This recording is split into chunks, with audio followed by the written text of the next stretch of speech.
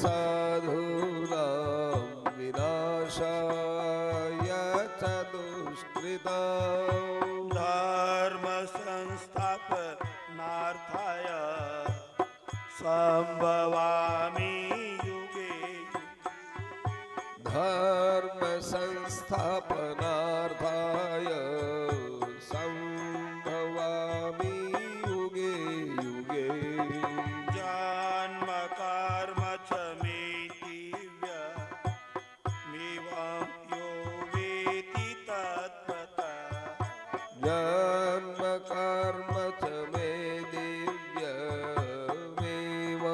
यो वेत्ति तत्त्वतः त्यक्त्वा देह पुनर्जन्म नेति मामेति सोऽर्जुन त्यक्त्वा देहं पुनर्जन्म नैति मामेति सोऽर्जुन वीतराग भय क्रोधा मन्मया मामुपाश्रिता वीतराग भय क्रोध मन्मया मामुपाश्रिता बहवो ज्ञान तपसा पूता मद्भावमा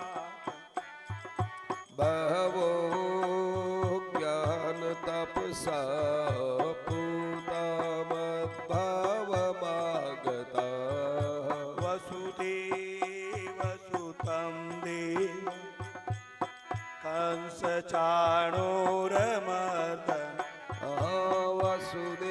वसुदेवसुतं देवं कंसचाणूरमर्दनौ देवकी परमानन्दं कृष्णं वन्दे जगद्गुरु देवकी परमानन्दं कृष्णं वन्दे जगद्गुरुं वन्दे जगद्गुरुं कृष्णं वन्दे श्रीराम जय जय राम श्रीराम जय जय राम श्रीराम जय जय राम श्रीराम जय जय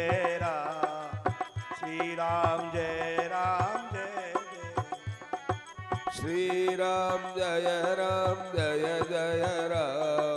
श्रीराम जय जय राम श्रीराम जय जय राम श्रीराम जय राम श्रीराम जय जय राम श्रीराम जय जय राम श्रीराम जय जय श्रीराम जय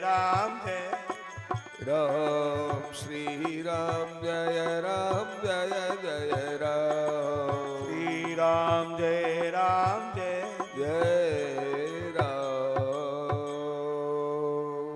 राम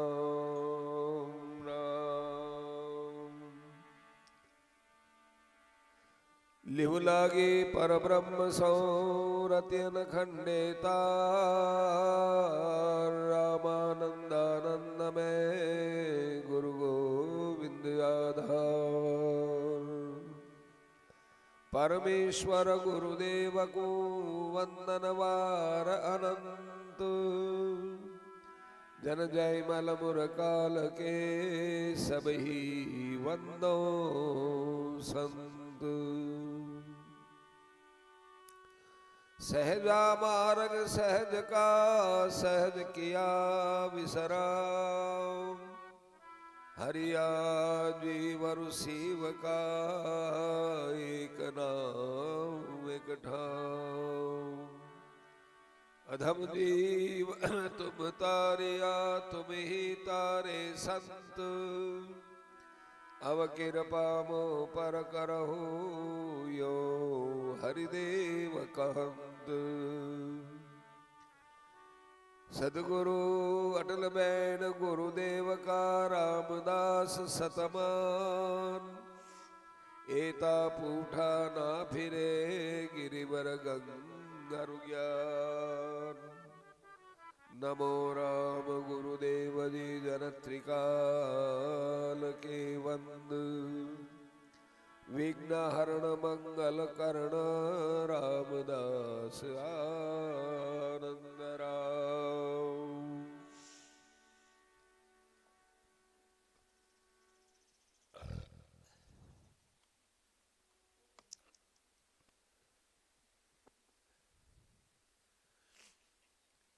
निर्गुण और सगुण ये एक तत्व के दो पहलू हैं। जब सगुण की लीलाओं में प्रवेश करता है तो वो निर्गुण को लेकर के उसमें शंकाएं करता है।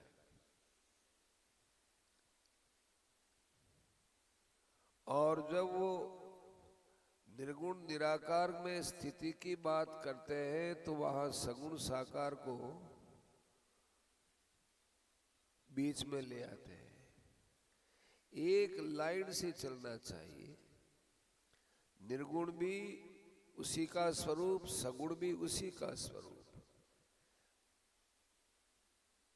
और गोस्वामी जी महाराज ने तो कहा है कि निर्गुण रूप सुलभ अति सगुण जान नहीं कोई। निर्गुण रूप और सगुण रूप इनके लिए कहा है कि निर्गुण रूप को जानना तो समझना तो ठीक है। किसी को समझाना हो कि परमात्मा सब जगह कैसे है तो सगुण से समझाने में कठिनता होती है, पर निर्गुण से समझाने में कहने में बड़ी सुगमता होती है।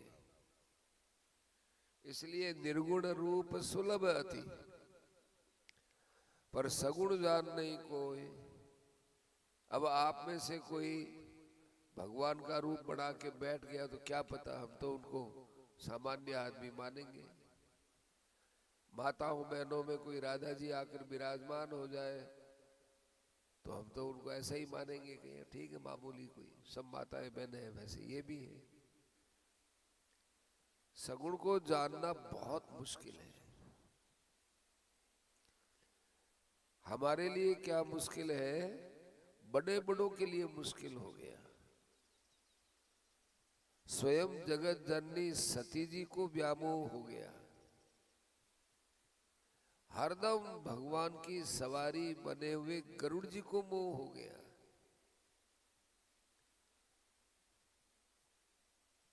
इसलिए पहुंचे पहुंचे एक मत, अड़ पहुंचे मत और। जब निर्गुण में ठीक ढंग से स्थिति हो जाती है तो सगुण की लीलाओं में उसे आनंद आता है। और सगुण के तत्व को जो जान गया वह निर्गुण में बहुत अच्छे ढंग से प्रवेश कर सकता है। ब्रह्मभूत है प्रसन्नात्मा न शोचति न कांक्षति समस्त सर्वेषु भूतेषु मद भक्तिम लभते पराम। ब्रह्म भूत हो गया, ठीक ब्रह्म का ज्ञान हो गया तो उसकी पहचान है कि न तो वो शोक करता है और न कोई वो कामना करता है। न सोचती और न कांक्षती। ठीक।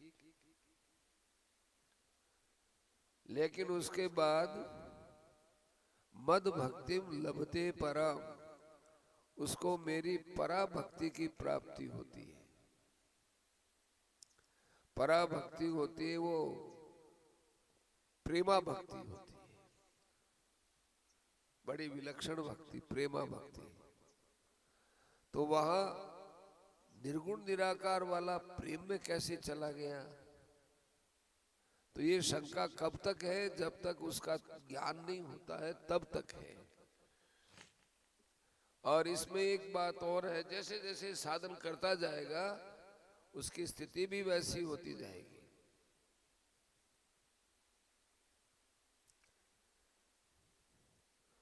भागवत में तीसरे स्कंद में कपिल उपाख्यान के अंतर्गत देवहूति माता को कपिल भगवान ने उपदेश का जब उपसंहार किया तो उन्होंने एक बात कही कि जो ज्ञाननिष्ठ है, जो ज्ञाननिष्ठ मेरा भक्त और मेरा भक्त है वो ज्ञाननिष्ठ, उसको उपदेश देना ही है, उसको ये अपनी बात बताना, नहीं तो ये अपनी बात किसी को कहना नहीं, अधिकारी नहीं। कोई ज्ञान को लेकर बैठ जाएगा, कोई भक्ति को लेकर बैठ जाएगा। महापुरुषों ने कहा है कि एक में एक की प्रधानता होती है पर एक में एक का राहित्य नहीं होता। माने एक साधन में दूसरे का अभाव करके नहीं चल सकते। ज्ञान योग का साधक होगा वो भक्ति को बिल्कुल छोड़ के चलेगा, ऐसी बात नहीं है। और भक्ति योग का कोई साधक होगा वो ज्ञान को यूं छोड़ के चलेगा, ऐसा नहीं है।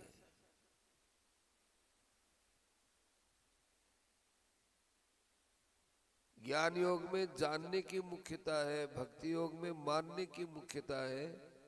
तो ज्ञान योग के अनुसार चलेगा, उसको कहीं न कहीं मान्यता का सहारा लेना पड़ेगा। और ऐसे ही भक्ति के अंदर मानने की मुख्यता है पर वहां भी कहीं न कहीं उसको जानने का सहारा लेना पड़ेगा। इसलिए केवल इतना ही है कि इसमें ज्ञान योग की प्रधानता है और इसमें भक्ति योग की प्रधानता है, बस। गौण मुख्य न्याय से माना जाएगा कि इसमें इसकी गौणता है, इसमें इसकी मुख्यता है, अभाव नहीं हो सकता।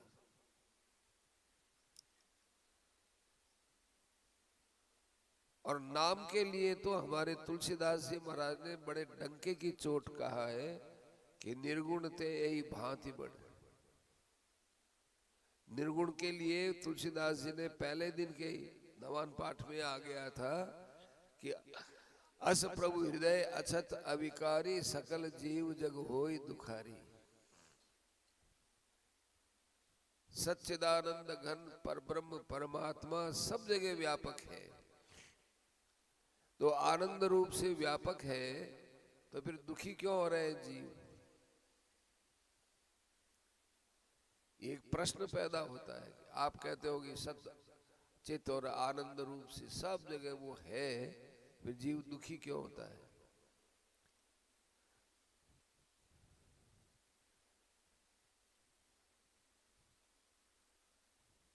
सत चित आनंद रूप से सर्वत्र व्यापक है, फिर दुखी क्यों हो गया?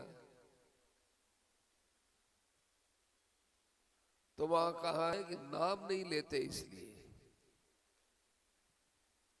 नाम नहीं लिया, इस कारण से दुखी हो गए, माने पहचाना नहीं। ऐसे ही सगुण में भी यही बात है। सगुण के अंदर भी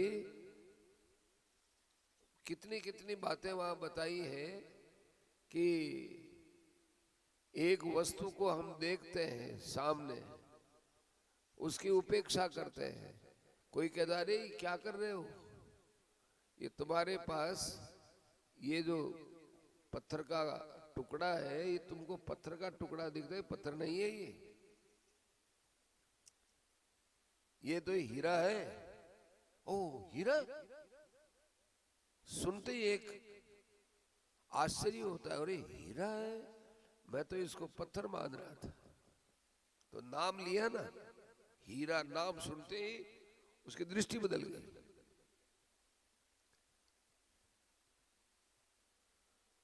उदाहरण दिए, राम जी के लीलाओं में से उदाहरण दे दे करके कहा है कि नाम इसलिए बड़ा है, नाम इसलिए बड़ा है। और उसमें समझे तो मोल रतन से, रतन का मोल है, रतन का नाम लेने से बता रही सोना है, पीतल का टुकड़ा समझ रहे थे, ना ना ना सोना है ये। ऐसे ही भगवान का जब नाम लेते हैं तो अरे भगवान का नाम है ये।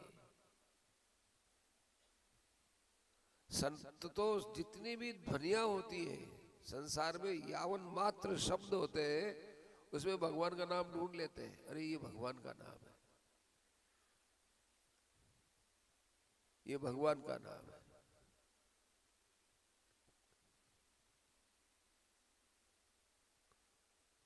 रेलगाड़ी का इंजन चलता, रेलगाड़ी में बैठे बैठे ही इंजन की ध्वनि का ध्यान करते। उस समय वो कोयले के इंजन चलते थे, तो वो छक छक छक छक छक छक रेलगाड़ी बोलती, तो आगे जाने के बाद थोड़ी ध्वनि बदलती, तो मैं वो कहते कि रोको, देखो कैसा सुंदर नाम जप हो रहा है, राम राम राम। वो आंख बंद करके बैठ जाते हैं,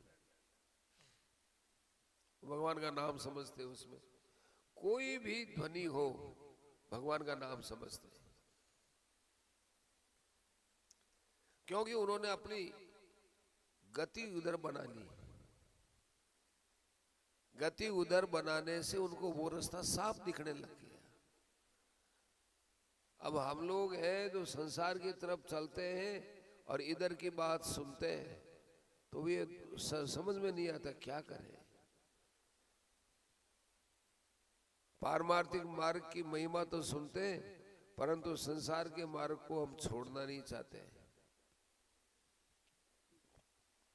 ये एक हमारी समस्या है। संतों ने कहा राम राम करो, भगवान का स्मरण करो, भगवान के नाम का, भगवान का नाम समझ करके स्मरण करो।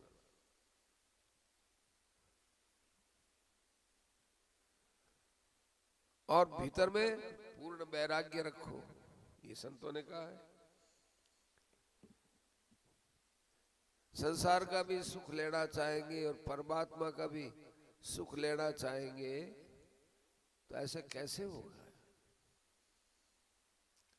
रेनर किसका करत गुमाना, रूप रंग छिन राग छतीसु, ये सब आवन आना।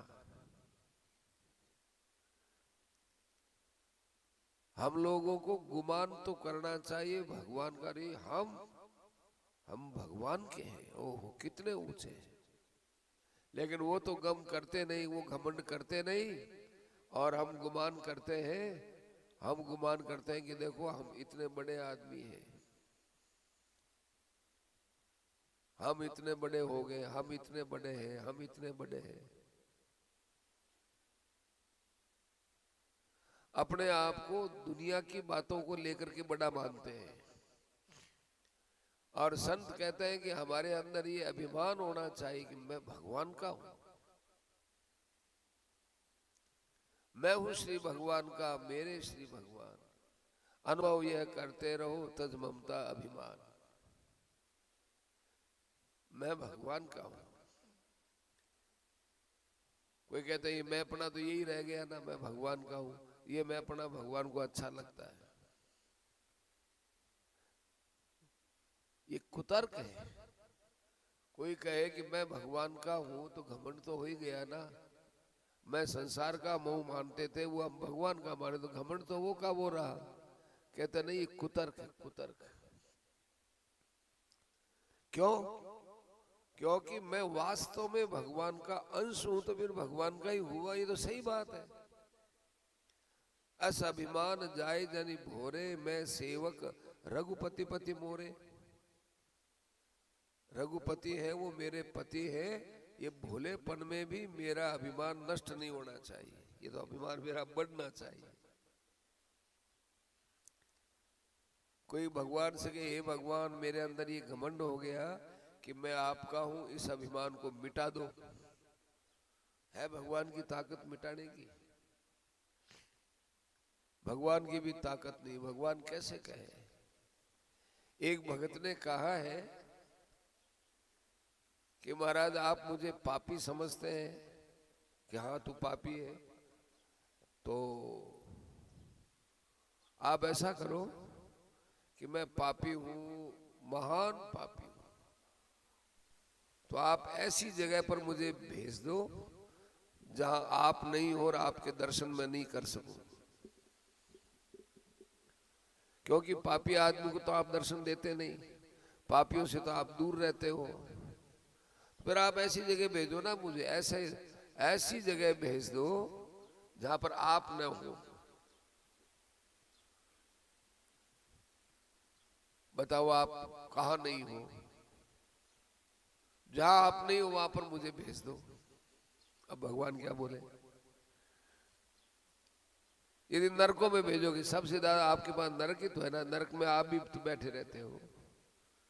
स्वर्ग में भेजो तो पुण्य करेगा, स्वर्ग में आप रहते हो, ब्रह्मलोक में आप सर्वत्र सब जगह रहते हो।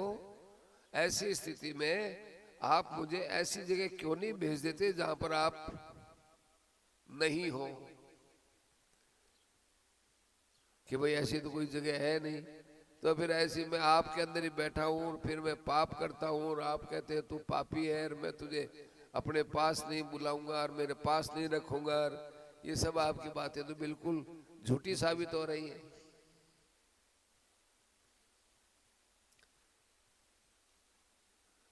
तो तू क्या चाहता है? मैं क्या चाहता हूं मुझे क्या पता, मैं तो आपके पास आ गया, अब आप जानो, आपका काम जाने। बच्चा है वो गंदा, कपड़े भी गंदे हो गए, उसके मलमूत्र में भर गया, वो जैसा भी है, वो जानता ही नहीं शुद्धि शुद्धि क्या होती है, वो तो माँ के पास चला गया। माँ ने, आज तक ऐसी कोई माँ नहीं हुई तो बच्चे हो गए कि तू भाई पहले नहा धो के आ, कपड़ा साफ करके आ मेरे पास, गंदे कपड़ों से मेरे यहाँ आ गया।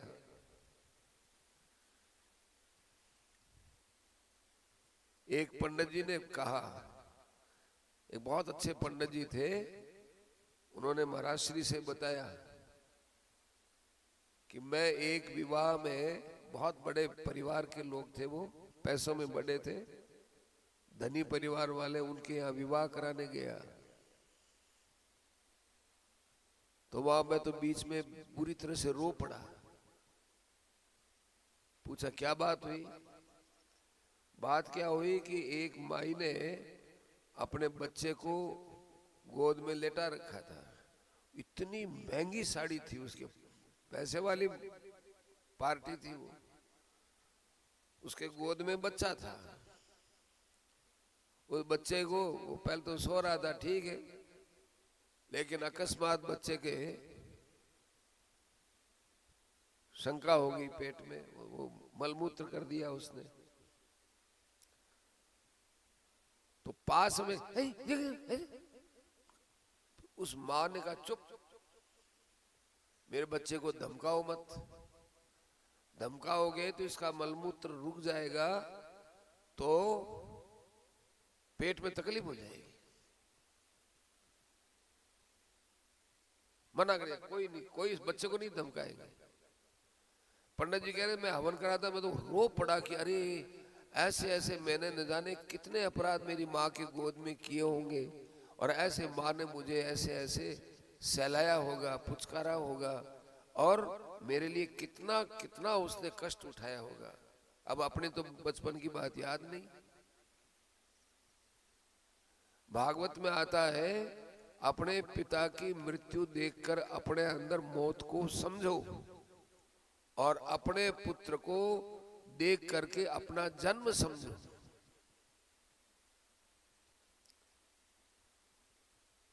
अपना पुत्र है, वो जब माँ के पेट में रहता है तो अरे ऐसे हम रहे थे हमारी माँ के पेट में। फिर वो जो जो करता है, अब कल्पना करनी चाहिए अपने पर कि अरे हम भी ऐसे ही करते थे, और हमको ऐसा ही प्यार माँ की तरफ से मिला है। तो अपने पुत्र से ये सीखना चाहिए अपने जन्म के विषय में, और पिता मर गए तो उनके मृत्यु से सीखना चाहिए। अरे जिन पिता से जन्म हुआ हमारा चले गए, तो ऐसी मेरे को जाना पड़ेगा, ऐसी लकड़ों में मुझे डालेंगे, ऐसी वहां मेरे पुत्र मेरे अग्नि लगाएंगे, और ऐसे मरना पड़ेगा। एक दूसरे से सीखना चाहिए, भागवत में आई ये बात। और वो कहने वाले भी भगवान है, सुनने वाले उद्धव जी है। एकादश स्कंद में पिता से मृत्यु सीखो, और बालक से अपना जन्म सीखो। बड़ी गहरी बात है। तो रे नर किसका करत गुमाना, रूप रंग छिन राग छतीसु ये सब आवन जाना। ये सब आने जाने वाले हैं, जो आया है वो जाएगा। शरीर नहीं, जो भी चीज हमको आती हुई दिखती है वो जाएगी, और आने जाने वाली चीज होती है वो हमारी नहीं होती। आपके घर में आप रहते हो, बाकी आपके मेहमान हैं और दूसरे मिलने जुलने वाले हैं, अड़ोसी पड़ोसी, वो आके बैठते हैं, आपके समारोह में शामिल होते हैं, फिर चले जाते हैं। तो घर का मालिक थोड़ी होंगे वो, घर के मालिक तो आप रहे, क्योंकि आप हरदम रहते हो। ऐसे ही अपने स्वरूप के अलावा सब चीज बाद में आती है और जाती है, स्वरूप आता जाता नहीं है।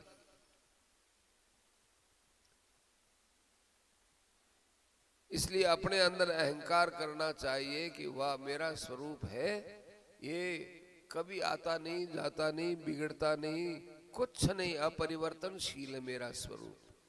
अपने स्वरूप का ज्ञान होते ही परमात्मा का ज्ञान हो जाएगा। आप लोग एक चावल देखती हो, एक चावल सिद्ध हो गया, बस सारे चावल सिद्ध हो गए।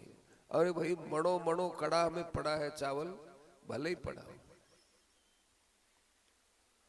मणो पड़ा हो, परंतु सिद्ध हो गया हो। एक पता चलता ना, एक है वैसा ही सारा है। तो आत्मा की नित्यता से परमात्मा का बोध होता है। एक गुरुजी के पास में एक चेला गया, चेले ने कहा महाराज भगवान सब जगह व्यापक है, कैसे समझे? तो गुरुजी ने एक पतली सी लकड़ी थी, उससे उसके एक जमा दी, एक तो हाथ पर जमा दी और एक पिंडली पर जमाई। हाथ में महाराज मेरे लगी कि तेरे कारण की, मैंने तो हाथ पर मारी थी। फिर पिंडली में लगाई, फिर एक पीठ में लगाई कि महाराज सब जगह मेरी तो लग रही। तो बस जब तेरे शरीर पर मैं लकड़ी की ये चोट पहुंचाता हूं, तो यहां भी तेरे लगी, पीठ में भी तेरे लगी, भुजा में भी तेरे लगी और पिंडली में भी तेरे लगी, तो वो सब तू ही है ना। तो जैसे इस शरीर में तू रहता है सब जगह, ऐसे परमात्मा सब जगह रहते हैं।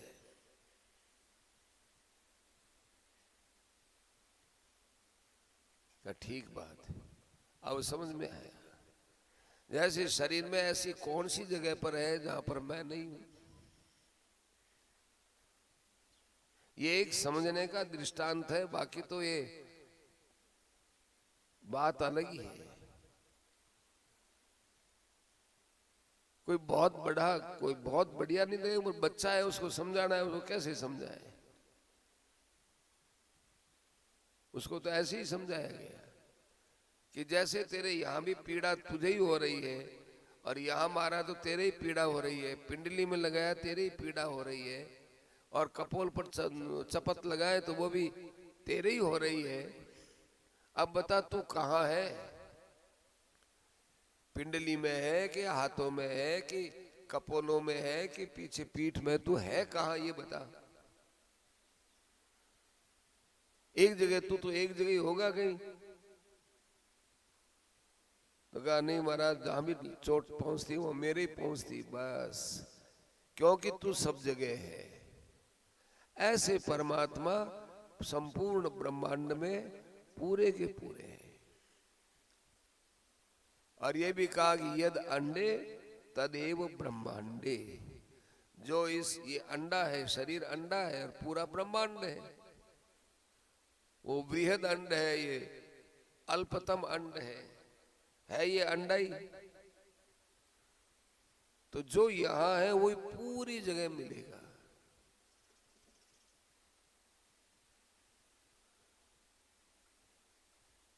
यहीं आकाश भी मिलेगा, यहाँ आकाश भी है, यहाँ पाताल भी है, यहाँ सप्तलोक भी है, ब्रह्मलोक भी है, और परम ब्रह्म परम धाम ब्रह्मरंध्र ये यहाँ, ये सब लोग जो अपन बाहर सुनते हैं वो सब इसमें है।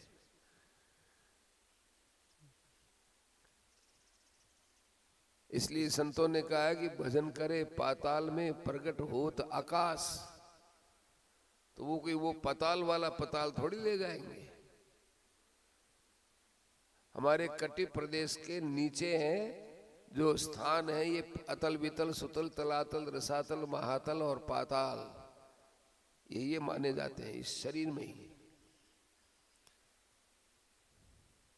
ऊर्ध्वलोक है, नाभि से ऊंचे ऊर्ध्वलोक माने जाते हैं। इसमें भी पूर्व पश्चिम मार्ग माने जाते हैं।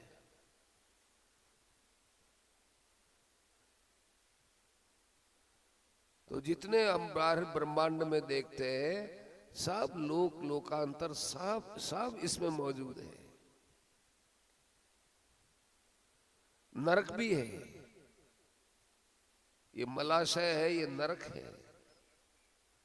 नरकों का जो वर्णन आता है उस नरक का वर्णन ठीक हमारे शरीर के साथ मिलता है।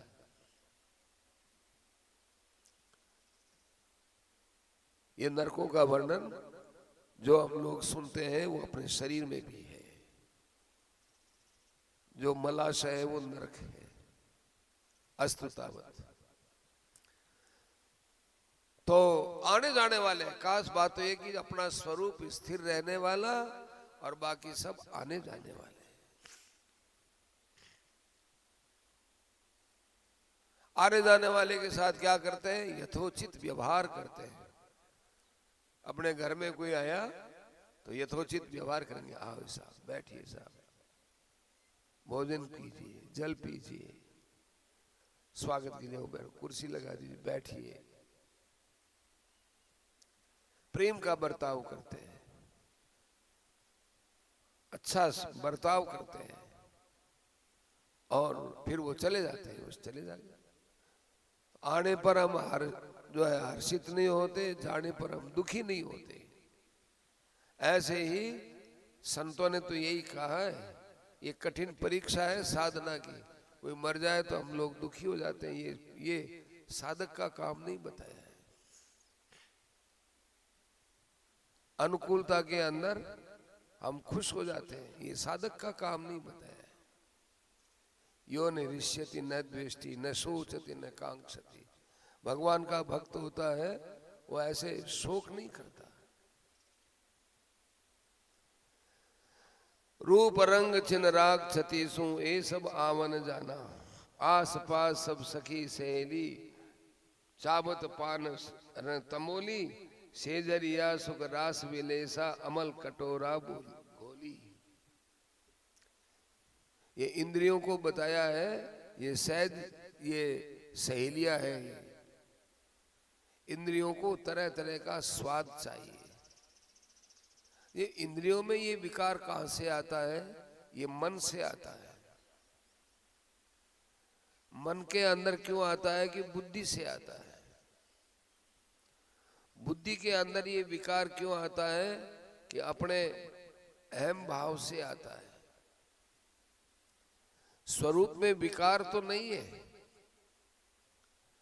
स्वरूप में यदि विकार होगा तो फिर वो निर्विकार कैसे कहलाएगा?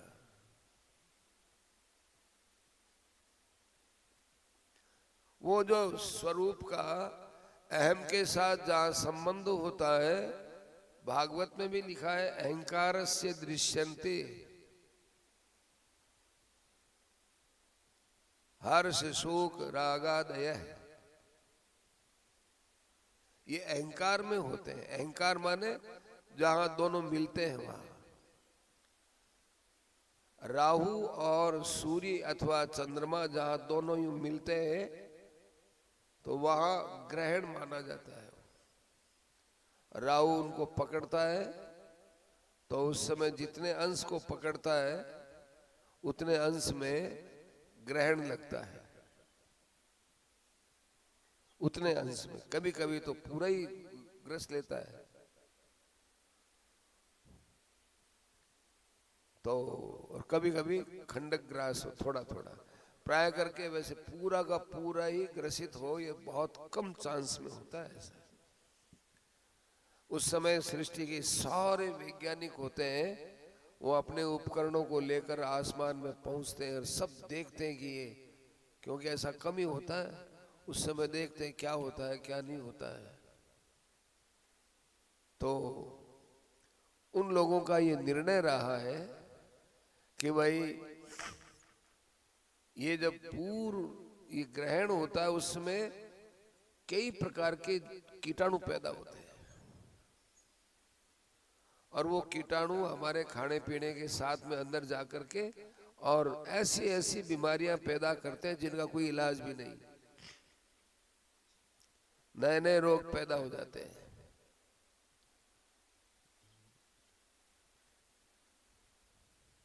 इनका कोई इलाज नहीं होता।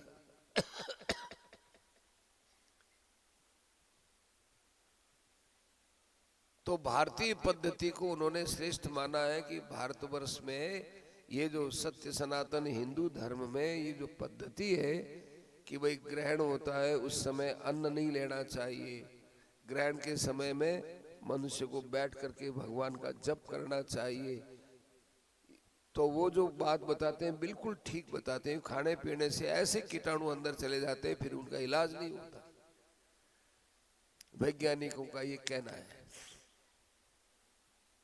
अस्तु तावत। तो अहंकार से दृश्यन्ते, अहंकार जहाँ हो गया, जहाँ स्वरूप ने किसी को पकड़ लिया, बुद्धि को पकड़ लिया कि बुद्धि मेरी है, बस वहाँ एक नई चीज का जन्म हो गया। महाराज श्री बहुत अच्छा उदाहरण देते थे कि पान होता है, पान के पत्ते पर